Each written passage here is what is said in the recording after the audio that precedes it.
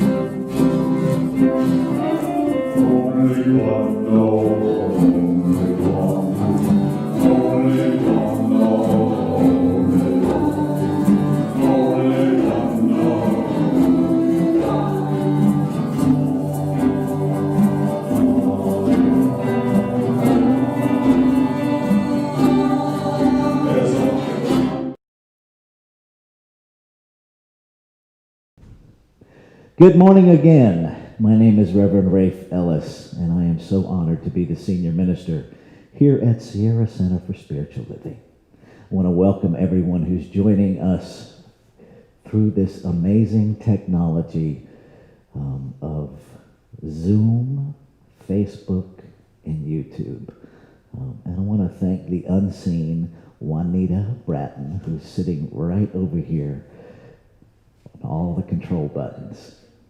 It would be really very different if I did not have her. So let me remind us of who we are. We are a radically inclusive, spiritually progressive, supportive community that celebrates the very diversity of creation. We strive to live authentic spiritual lives through a practical application of the teachings of science of mind. We engage in sacred practices that uplift our spirit, ignite our soul self-expression, deepen our awareness of who we are. We demonstrate active compassion to ourselves, to one another, and the world. We experience meaningful contribution through giving generously of our time, talents, and treasures. And we intentionally promote our community and our teachings. And one thing that you can do right now, if you would, to help us promote our teachings, is the little share button right down there in the bottom right-hand corner of this live stream. If you choose, you can share that to one of your social media platforms, and it just expands the reach of this service this morning. So one of the things that we do every Sunday morning is that we have a candle lighting ritual. And we light these candles to celebrate the unity of all people, all faiths, all beings, all life.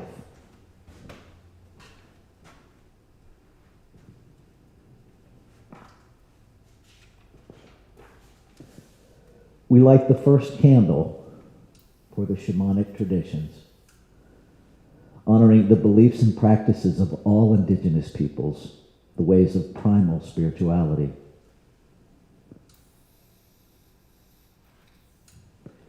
We light the second candle for Hinduism, honoring the path of knowledge, action, and devotion.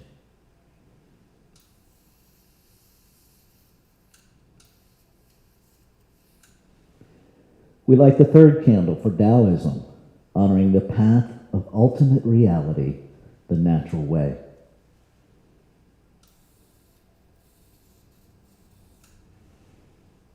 We light the fourth candle for Judaism, honoring the ethical path of living by sacred law.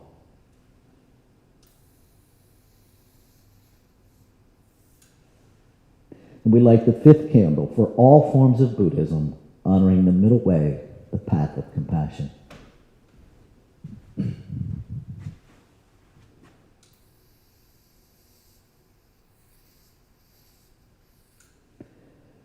We light the sixth candle for all forms of Christianity, honoring the teachings of Jesus as the path of love, forgiveness, and healing by the presence within.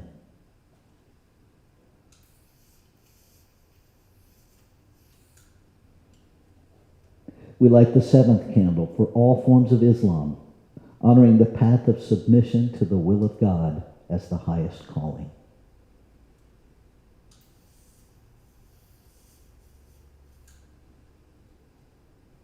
We light the eighth candle for the religion of Baha'i, honoring the path of unity and peace.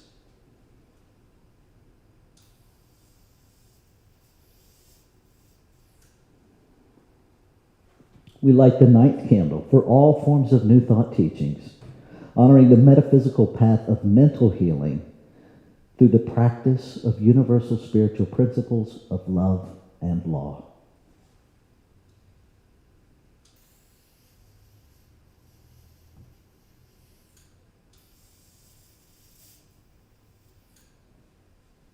We light the 10th candle for absolute inclusivity, affirming that all are welcome and celebrated here.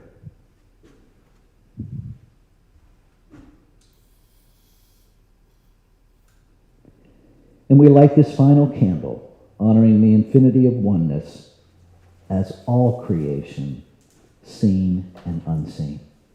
So I invite you now to lift your voice again, and let's join in our next community song together.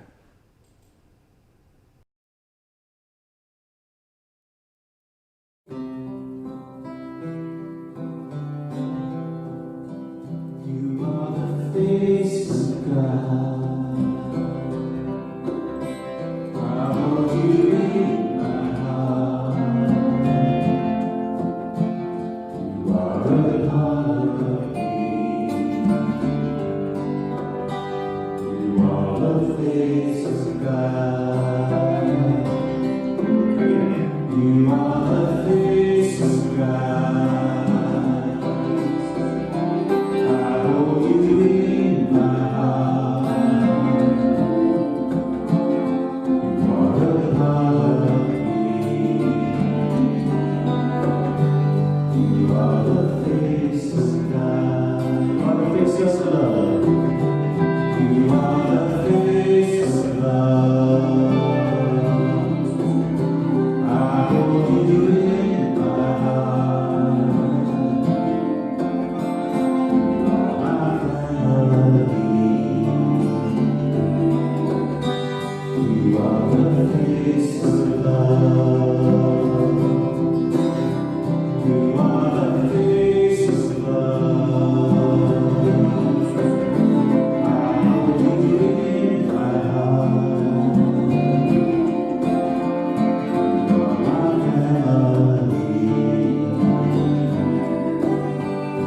You are the face of love. You are the face of God.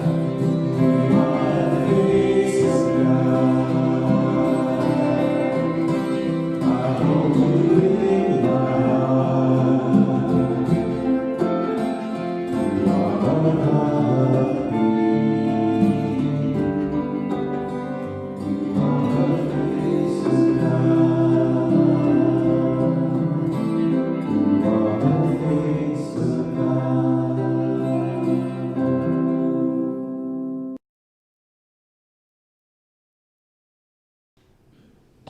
Good morning. And now we're going to hear from one of our licensed practitioners who happens to also, we're going to hear from a board member. The practitioner will be here in a minute. All right. Good morning, everyone. For those of you who don't know me, I am Sandy Schilling Fetterman, and it's my honor to serve as the Vice President of your Board of Trustees. I'd like to tell you all how much I have missed seeing you on Sunday mornings. Those hugs and those smiles and the laughter have just been missing, and I miss you. You don't know how many times those laughs have gotten me through some rough places in my life. We're a real family here at Sierra Center. And for those who are visiting today, I want you to know you are most welcome here. Being a board member and part of the finance committee for several years, I have witnessed the ebb and flow. But I have to say, nothing has hit us as hard as this pandemic. Our center still needs to run like any other business, with all the usual bills that have to be paid and the salaries. So I'm asking you this morning to give what you can, because every bit helps. And I also want you to know that we are a tithing center. So each month, a percentage of what we receive goes back out into our community with our community partners that are helping you in other ways. So thanks again, and many blessings to you all. Thank you, beloved Sandy. She is an amazing force in this community. just take a moment to celebrate her. She serves on our board of trustees. She serves on our finance committee. She heads up our uplift ministry. So thank you, Sandy. So let's say our intentional giving affirmation together. I give this gift with love and joy from a consciousness of abundance. Divine love blesses and prospers all that I have, all that I give, and all that I receive. And so it is. Good morning, Sierra Center. This is Reverend Lanny Howard, and I am honored to be one of the practitioners here at the Sierra Center for Spiritual Living. And as you know, practitioners love to pray. So if you are needing a prayer, please go to our website, the www.sierracenter.org, and in the upper right-hand corner, you can make a prayer request. Or you can go over to the Community tab on the website, and under that, there is something called Meet Us, where you can see a list of the practitioners, and you can get a prayer in person, or schedule a session to find the truth of this spiritual reality beneath what's going on in your life. So take advantage of this and join us in prayer. We love you. We're praying for you always. So this is our time of inward shift. And so I invite you to minimize the distractions in your immediate area, to allow yourself to go within, to enjoy this brief meditation and contemplative reading. I will bring us out of the meditation with our opening spiritual mind treatment, also known as affirmative prayer. This morning's contemplative meditation comes from The Complete Book of Life and How to Play It by Florence Scovel Shinn. The superconscious mind is the God mind within each person and is the realm of perfect ideas. In it is the perfect pattern spoken of by Plato, the divine design. For there is a divine design for each person. There is a place that you are to fill and no one else can fill. Something you are to do which no one else can do. There is a perfect picture of this in the superconscious mind. It usually flashes across the conscious as an unattainable ideal, something too good to be true. In reality, it is our true destiny flashed to us from the infinite intelligence which is within us.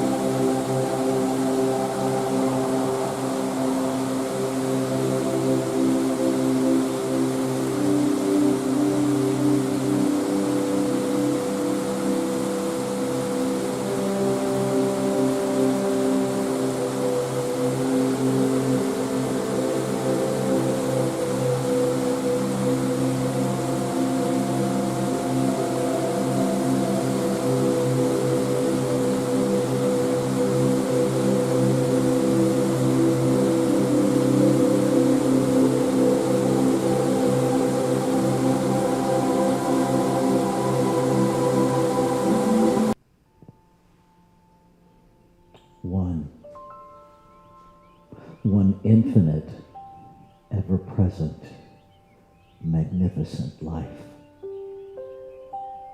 Holy, complete, perfect. This is the one source, the one essence, the one substance, out of which all life, every expression of life, is created. One infinite being, having no beginning, having no end. It simply has always been. It is now, and it is into eternity. Being one, it must operate in harmony with itself. Nothing to oppose, nothing to conflict with. And so I know that this is who and what I am, being created out of it, by it, to be it. And what is true of me is true of every expression of this one divine substance, fully infused with the power to create out of it, to be used by it, each exquisitely individualized one. And so I speak my word this morning, claiming and affirming that this time is ordained by that authority which created it. That it is a time of revealing the infinite. Beyond our human awareness, we open to an understanding, to an embodiment of truth that moves us beyond our human understanding, to an embrace of the truth of our being. I lift my word holding all who are challenged with any physical journey this morning. Claiming and affirming, recognizing that every cell in each physical body is fully infused, fully made of the wholeness, the completeness, and the perfection of creation itself. And so every cell in every body already knows exactly how to heal itself. And so each individualized expression listens to be guided by the intelligence within that knows exactly what to do. And we listen and we follow that to an experience of healing, an experience of wholeness in the physical body. I lift up anyone struggling with any emotional, mental challenges this morning, knowing that each is held in the divine perfection, that there is one mind, and it is the mind of the infinite. Grateful for this time, grateful to be in service. And so it is from this place of gratitude that I release my word into that activity of law, into that activity of complete activity that knows exactly how to bring it about.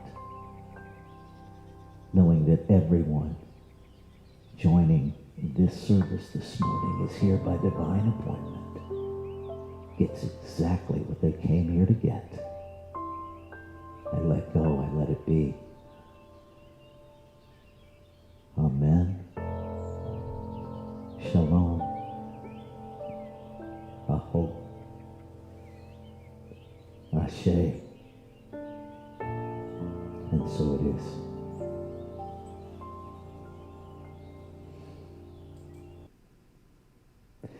Good morning again.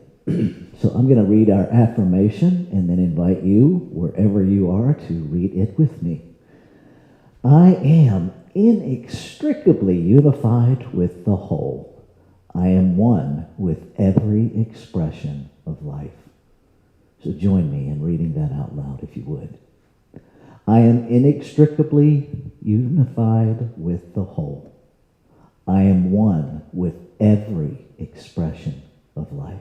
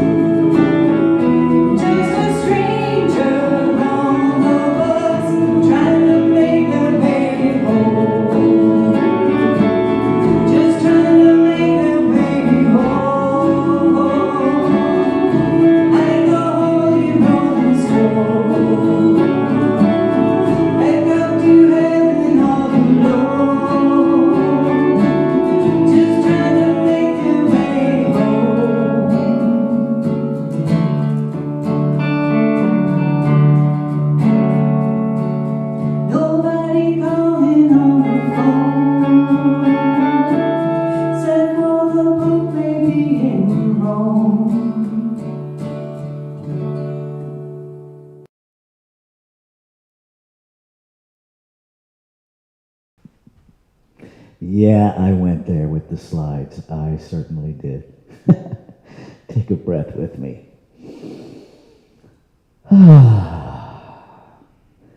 So this morning we're continuing our monthly theme of cosmic connections.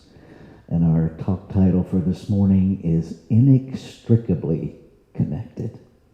I love what Mother Teresa said, that if we have no peace, it is because we have forgotten that we belong to each other. That's a very short but very powerful truth. So this morning we're going to explore this idea of connectedness that is, the very definition of inextricably means there's no way out of it. It's in quantum physics, it's a tangled hierarchy. It's like, and the best example of a tangled hierarchy is the statement, I am a liar. Now think about that. If I say I am a liar, do you have any possible way to know whether or not I'm telling you the truth? Because if I'm telling you the truth that I am a liar, then I could also be lying by telling you the truth, and it's just tangled. There's no way out of it. There's no way to decide. So we each, and the word each is even misleading, because in this inextricable unity, there is no each. There is no me, there is no you, because those things require separation. And yet here we are on planet Earth, where everything sure looks separate, right? And so it creates this mental tug of war. And I think where we have to start is with our own understanding that we are born in, that we exist in, always in complete unification with the source itself.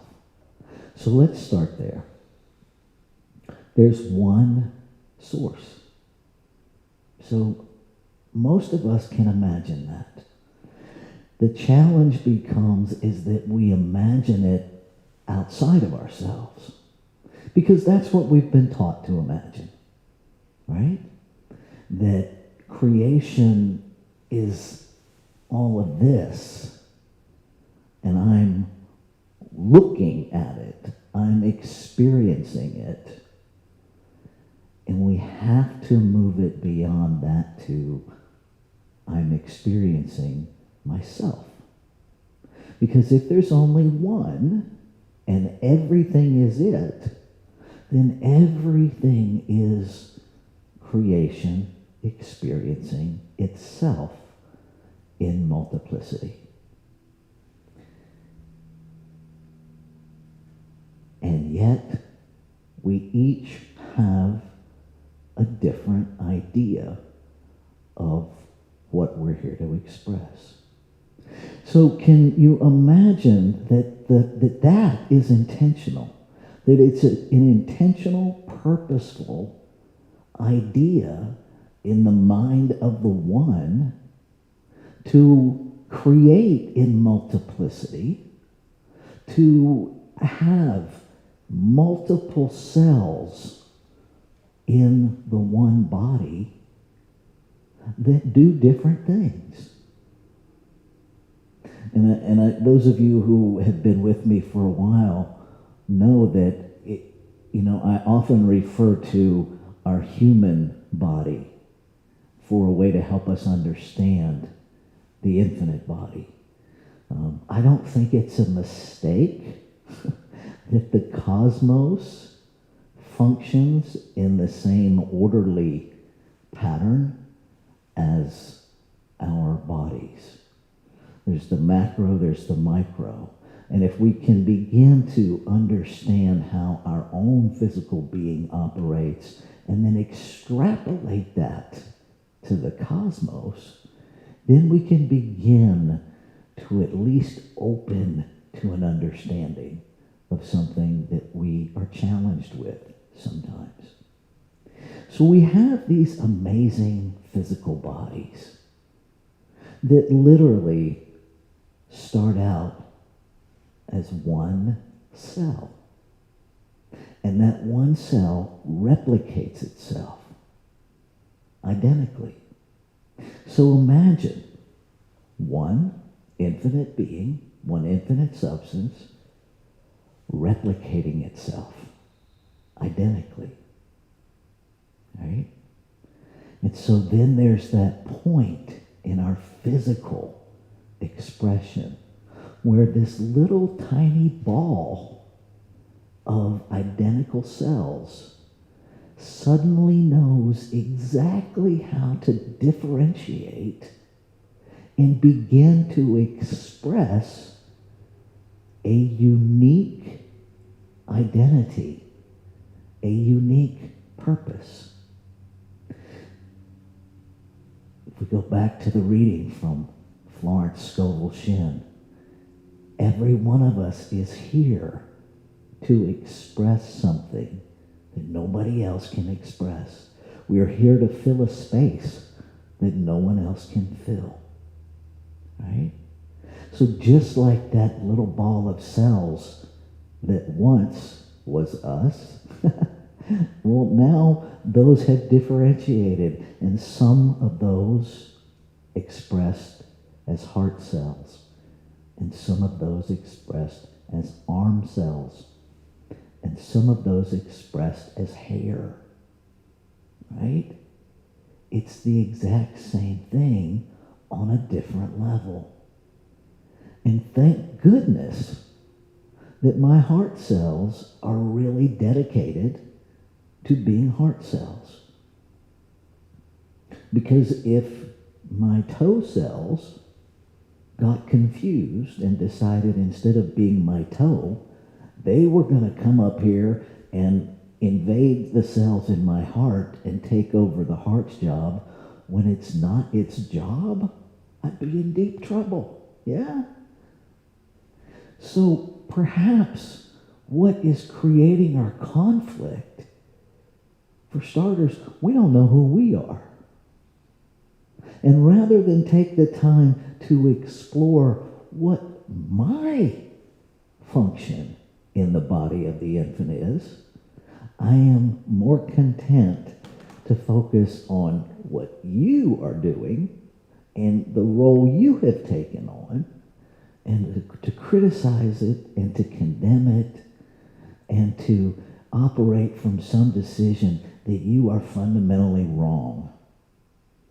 Now here's the challenge with that. Go back to inextricably unified. Every thought I have about you, I have about me. Every judgment that we have about someone else, we have about ourselves. Because there's only one of us here. Now I know, every time I say that, the ego and the brain cells take a little, what did he just say? And that's the truth. There's only one of us here. And so will we begin to lean into that process? Will we allow ourselves to move beyond our perception, our distortion, our delusion of who anyone is, including ourselves, based on behavior? Because the only thing that behavior reflects is a belief system, is a thought process. And we teach that everything in creation begins and ends in thought. That everything is created at least twice, first in thought, then in form. And so we have to understand how this creative process works. that there's one infinite mind. That's the imagination. Call it the quantum field, call it spirit, call it God. Doesn't matter what we call it. Language is limiting, and it's not. So you can call it, or you don't have to call it anything at all. You can just know that it exists. Parmenides said, that which is shall never be proven as not. It just is.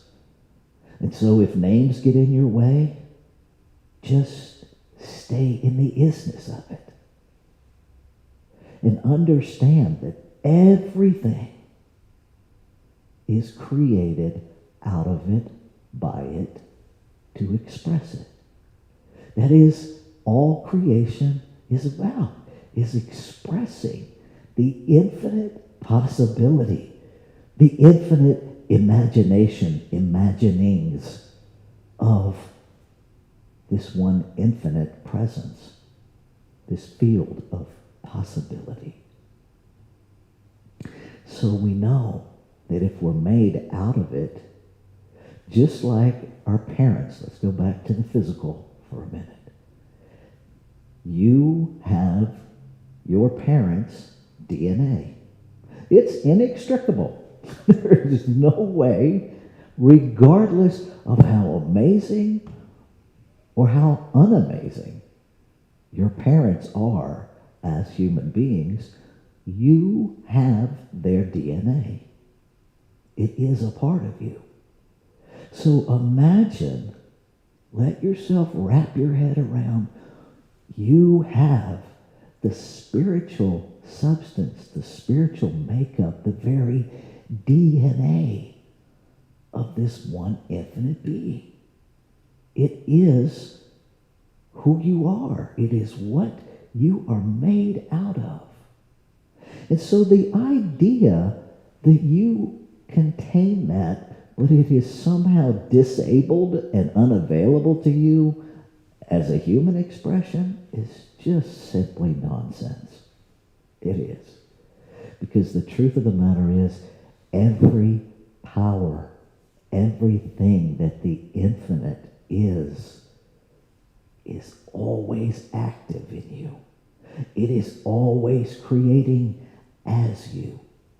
That accounts for those moments where things show up in our life and we're very confused by how they got there. But if we dig deeply enough, we find that they got there because we had an unconscious belief.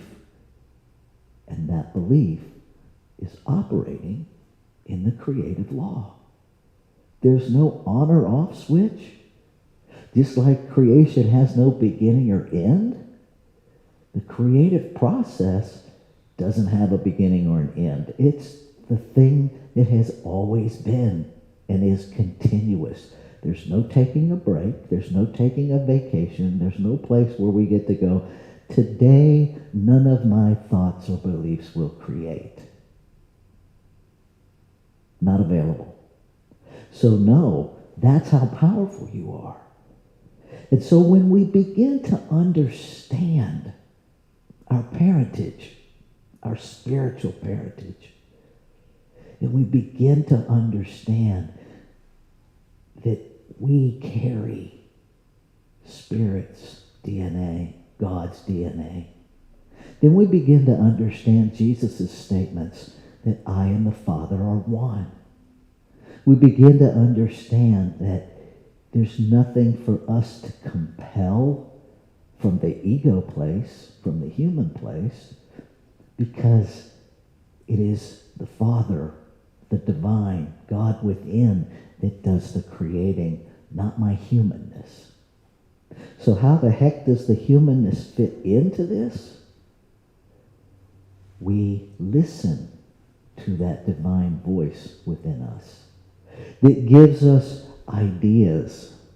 We are a channel through which the infinite creates. And we are completely at choice. We can say yes, we can say no. We can say maybe, but we need to understand that maybe is a no for now. Our options are really yes or no. And we have complete free will. And what created us doesn't have a scorebook. It's not checking off how many times you said yes or how many times you said no. It's going to create. And if it doesn't, if you're a no, it just finds a different avenue through which to express. Because its desire is to express, and that cannot be stopped. So in this tumultuous time, a little bit of turmoil going on, right? We get to choose what we want to be a part of. I was reading an article earlier this week that was talking about the divisiveness and the stances that we have attached to political parties and political candidates. And it was making the point that our own desire, our own agenda is so important to us that we find ways to excuse inexcusable behavior because we're operating from a belief that that candidate is going to manifest for us what we want. And I think there's truth in that, in this human realm. The thing that struck me most about it is that underneath of all of that is a belief that we are incapable of manifesting what is our heart's desire without something outside of us. Now that doesn't mean there's not interplay. It doesn't mean that we stop being a part of society. But I think we have an opportunity to deeply understand the power that within us is the mind of the infinite, is the activity of law of the infinite, the soul. The soul is the activity of creation. We have within us that soul and the manifestation. And so if we will first understand that we are inextricably connected to what created us, that it lives, moves, and has its being as us. So everything that it is fully available within us.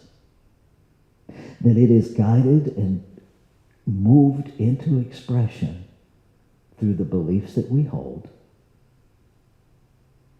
That the beliefs that we hold about anybody else, we're holding about ourselves, whether we care to admit it or not. We are, because there's only one, and every thought we have is about the one and how it's showing up. And so if we want to shift, the shift happens at the level of thought. The shift happens at the level of how we're directing consciousness. And so I invite you over this next week to say out loud, to acknowledge the magnificence of every expression of life that you can possibly bring into your awareness. That if you're watching something and you catch yourself drifting into conflict, if you find yourself out of alignment, feeling unpeaceful, remind yourself of the words of Mother Teresa, that we have forgotten that we belong to each other. And just simply remind yourself. And these are the tools that I use, that I will offer you. the first thing I remind myself of is no one, absolutely no one, is their behavior. Behavior is an outpicturing of a belief. It is not the truth of who anyone is. And then I remind myself, every expression of life is just that, life. Exquisitely, magnificently individualized, unrepeatable, fully infused with the magnificence of the one. And that's the truth of who you are. And sometimes my conflict is so deep I have to say that out loud, even if I'm in a room by myself. Right? To remind myself. And then I remind myself of the I am. And that no matter who I'm looking at, it is the I am looking at the I am, experiencing the I am. Phrase came out in one of the classes, and I'll close with this because I think it makes it really accessible, is that ultimately everything we're doing is God in form, in function, in action. And so the phrase that was introduced into the class was, if you're pouring a glass of milk, it is God pouring God into God, God drinking God out of God. Right? And if we can begin to anchor in that kind of practice, that no matter what we're doing, it's either all God or it's not. So stop picking and choosing. Stop justifying. Stop arguing for your limitations. Love yourself and your humanity, and demand of yourself that you know the truth of your being. And as you know the truth of your being, you will know the truth of every being. Let's take this into prayer. And so just anchoring in this space of truth, this reality with the capital R, one, infinite, ever-present, allness, one mind, one love, one life, living, being, expressing in magnificent, individualized expressions of itself, yet never separate. No place to separate to. Nothing to separate from. One. Always one. That I am that in form. That everyone within the sound of my voice, and quite frankly, everyone who's not, one. Individualized. Always one. So I lift up, I claim and affirm and experience at this human level that I remember with every breath oneness. That I stand in the truth of oneness beyond appearance, beyond condition, beyond behavior, beyond belief systems, beyond politics, beyond anything that I can find as a reason to separate. I hold myself accountable to stand in oneness beyond all of that. To celebrate that we are individualized cells within one body. To say yes to my specialized function.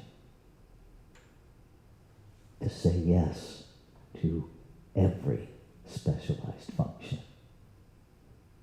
To celebrate the unique, individualized cells in the body of the one as being equally necessary, equally perfect, equally complete, equally whole. I say yes. And as I do, I feel the gratitude within me. Yes. And so in this yes, in this celebration of wholeness, I release my word, knowing that it's handled by this creative process that just creates. And so in releasing, I open my mind, I open my awareness to listen, to be aware in the silence, in the ideas, in the divine nudges that are the activity of bringing it into being. Yes, I let go. I surrender to be used as a healthy cell in the body of the one. I invite you, if this is your prayer, if this is your intention, that you join me saying aloud right where you are. Amen. Shalom. Aho. Ashe. And so it is. Let's get together and do this.